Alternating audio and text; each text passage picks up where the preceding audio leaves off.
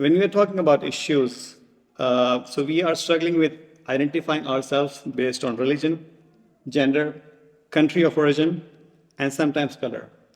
And on top of it, the icing on the cake is the Islamophobia that has crept in. And over a period of time, the image of Islam has been tampered, right, or presented in a wrong way.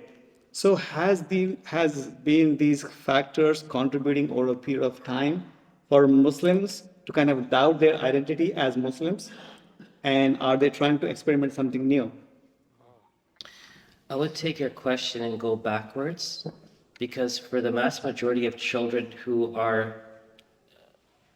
grown up in this country in the last 2 decades, they grew up with the stamp of, a target of Islamophobia. They were targeted as being terrorists, extremists, radicals.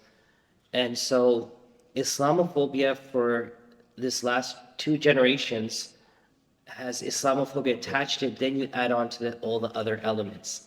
Islamophobia is playing a huge role in this country and in the world to help push Muslims away from Islam. And for the most part, it's succeeding.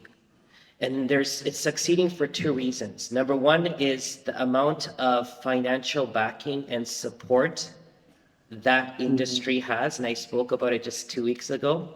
And interestingly, just on a side note, since 2017, I've been working to counter Islamophobia in a way where we can end Islamophobia by means of ending the Islamophobia industry and ending Islamic extremism, because the two of them are in a relationship, and that relationship is Sharia law. And one misinterprets, one misrepresents, thereby making all of us Muslims look like bad people. So one aspect or one element of Islamophobia is the financial aspect, Right. which is a $1.5 billion industry in America. We need to wake up and smell the coffee.